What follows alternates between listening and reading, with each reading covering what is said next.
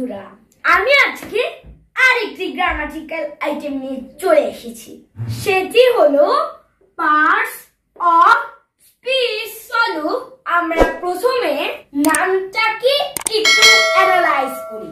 তোমরা জানো পার্ট অর্থ অংশ, আর পার্টস অর্থ অংশসমূহ, আর স্পিচ অর্থ উক্তি বা বাক্য, আর অফ হচ্ছে একটি প্রিপোজিশন। অফ প্রিপোজিশনের অর্থ হলো র অথবা এর। প্রিপোজিশনের কাজ হলো তার সামনের নাউনের সাথে পিছনের অংশকে জোড়া দেয়।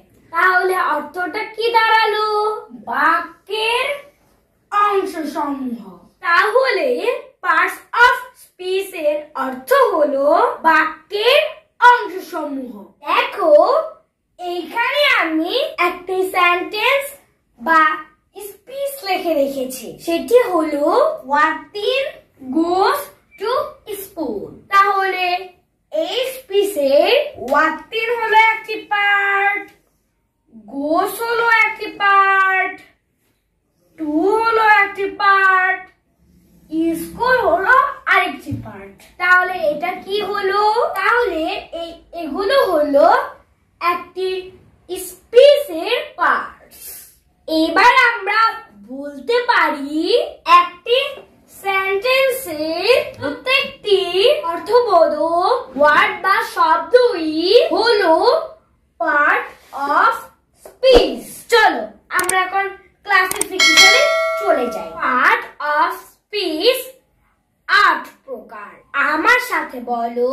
Noun, pronoun, adjective, verb, adverb, preposition, conjunction, interjection. চলো এগুলো সম্পর্কে একটু শর্ট করে জেনে নেই।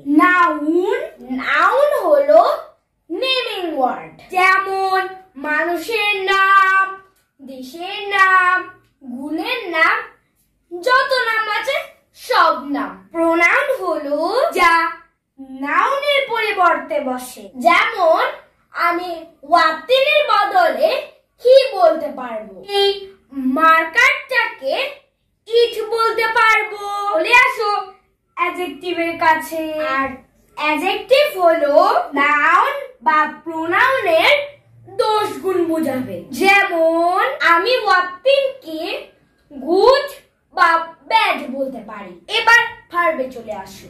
ভার্ব হচ্ছে অ্যাকশন, এটা দিয়ে কোনো কিছু করা বোঝায়। এখন অ্যাডভার্বের কাছে যাই। অ্যাডভার্ব হচ্ছে ভার্ব সম্পর্কে তথ্য দেয়। প্রিপোজিশনটাকে আমি আগেই বলেছি, এটা নাউনের পূর্বে বসে, নাউনের সাথে পূর্ববর্তী অংশের সাথে জোড়া দেয়।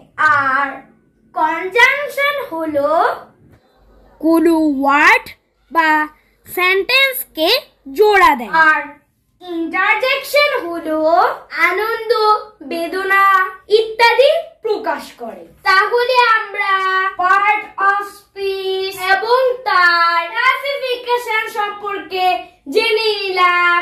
আজ এত